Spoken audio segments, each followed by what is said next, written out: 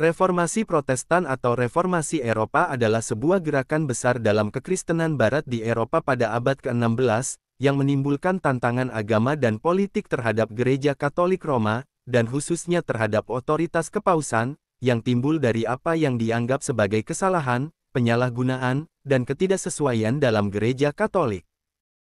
Reformasi Protestan tahun 1517 sampai tahun 1648 dianggap sebagai salah satu peristiwa paling penting dalam sejarah Barat, yang memungkinkan berkembangnya penafsiran pribadi terhadap pesan Kristen dan mengarah pada berkembangnya agama negara bangsa modern. Reformasi Protestan merupakan serangkaian protes terhadap korupsi gereja abad pertengahan dan mengupayakan reformasi, yang pada awalnya para pemimpin protes ini tidak berniat untuk melepaskan diri dari reformasi gereja. Contoh utama dari hal ini adalah Reformasi Bohemia tahun 1380 sampai tahun 1436, pendahulu Reformasi Protestan, yang pada awalnya hanya berupaya memperbaiki praktik-praktik gereja yang tidak alkitabiah.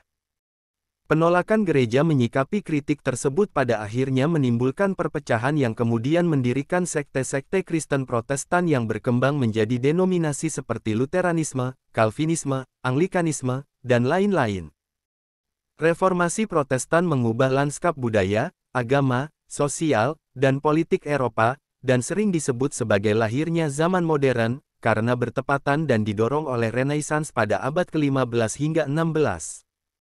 Meskipun terdapat gerakan-gerakan sebelumnya sebagai respons terhadap korupsi gereja, teknologi modern dalam bentuk mesin cetak memungkinkan penyebaran literatur Protestan dan penerbitan Alkitab dalam bahasa sehari-hari, sehingga menghasilkan dukungan luas terhadap perjuangan dan tujuan akhir gereja yang berotoritas agama, budaya, dan politik gereja yang monolitik. Gereja mendominasi Eropa abad pertengahan sebagai satu-satunya otoritas dalam urusan spiritual dan seiring dengan semakin kuatnya kekuasaan, gereja mempengaruhi bidang politik dan budaya. Hierarki gereja paus, kardinal, uskup agung, imam, dan mereka yang berada dalam ordo monastik mulai menjalankan otoritas mereka lebih untuk keuntungan dan kenyamanan pribadi daripada kesejahteraan spiritual masyarakat. Alkitab hanya tersedia dalam bahasa Latin, yang tidak dapat dibaca oleh orang awam, dan misa Kristen juga dibacakan dalam bahasa Latin, begitu pula doa-doa yang diajarkan kepada umat.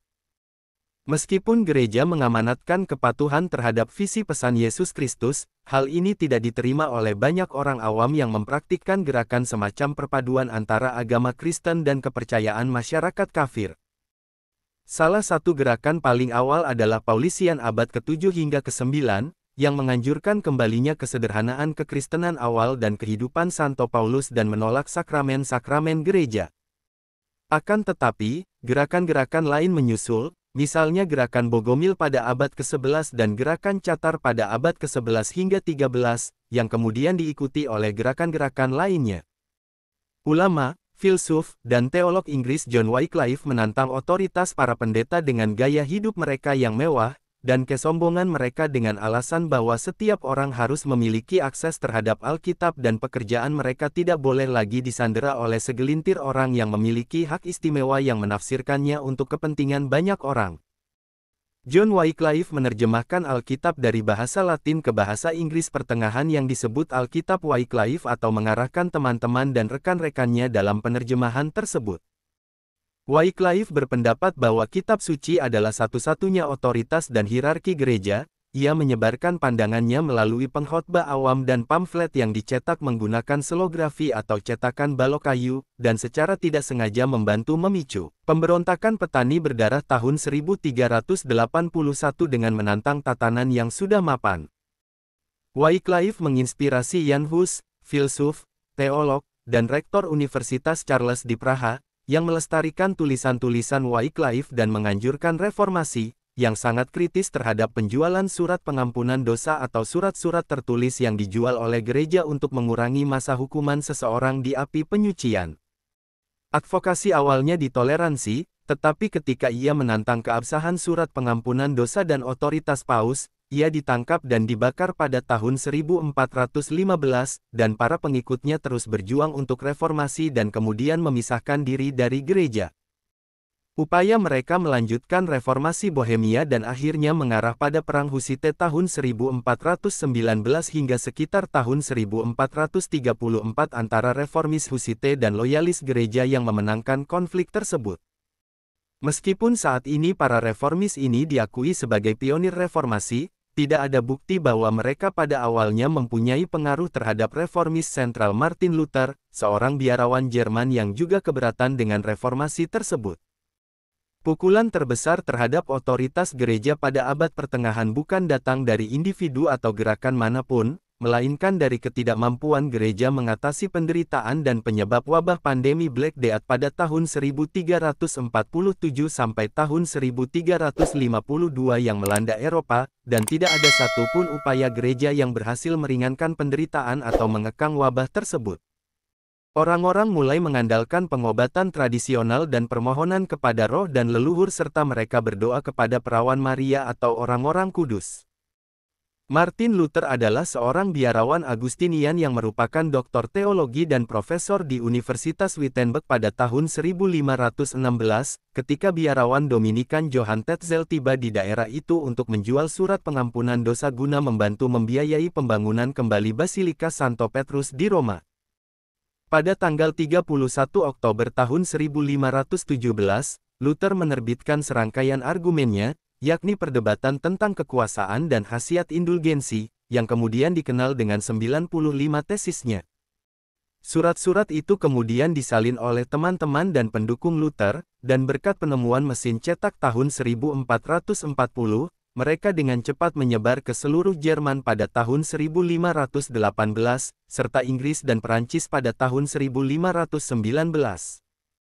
Pada tahun 1520, Paus Leo X berunding dengan Luther, ia mengancam akan ekskomunikasi kecuali dia menarik kembali, dan Luther secara terbuka membakar dekrit tersebut, yang berarti bahwa menurut doktrin gereja, ia tidak lagi berada dalam keadaan rahmat Tuhan dan harus dijauhi oleh orang-orang percaya. Luther dipanggil untuk hadir pada pertemuan otoritas sekuler di kota Worms, sebuah konferensi yang dikenal sebagai Diet of Worms di mana ia diminta untuk menarik kembali tetapi menolak, yang mana ia telah dijanjikan perilaku yang aman oleh Frederick III, seorang bangsawan dan pemilih dari Saksoni yang bersimpati dengan pandangan Luther.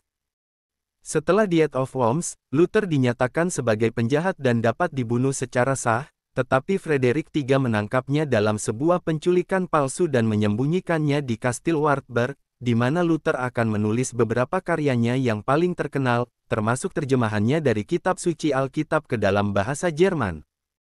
Penentangan terhadap otoritas agama mengilhami orang lain untuk melakukan hal yang sama, meskipun ia tidak pernah bermaksud atau mendukungnya. Ia melancarkan Perang Tani Jerman tahun 1524 sampai tahun 1525 yang sebagian gagal ketika ia mengecam kekerasan yang mengancam aristokrasi, termasuk pelindungnya Frederick the Wise.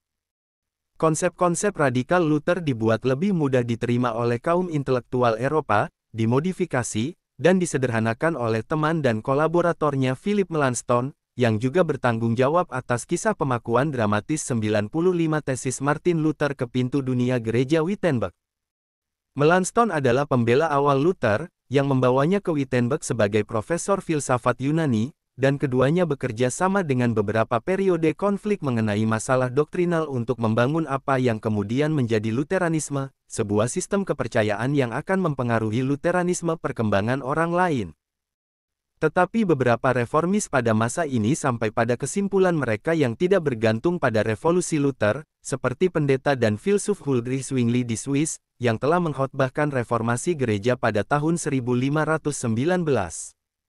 Zwingli secara langsung dipengaruhi oleh revolusi Luther, filsuf, pendeta, cendekiawan, dan teolog Belanda Desiderius Rasmus yang berupaya mereformasi gereja dari dalam.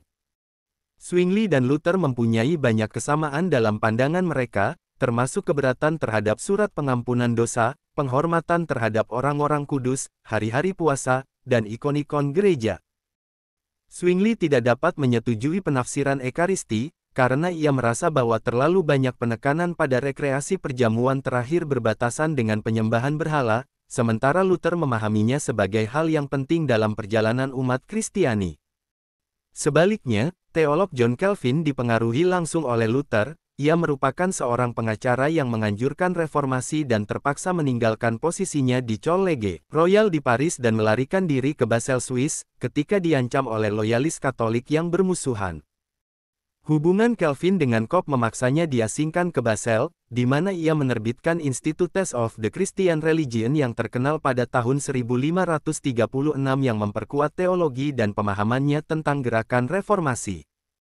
Pandangan Calvin yang konservatif dan penekanan pada keutamaan kitab suci serta penganiayaannya terhadap mereka yang dianggap sesat atau tidak bermoral, meningkatkan statusnya dari pemberontak reformis menjadi pembela iman, yang pada saat ini berarti kekristenan, sebagaimana didefinisikan di luar batasan-batasan agama Gereja Katolik.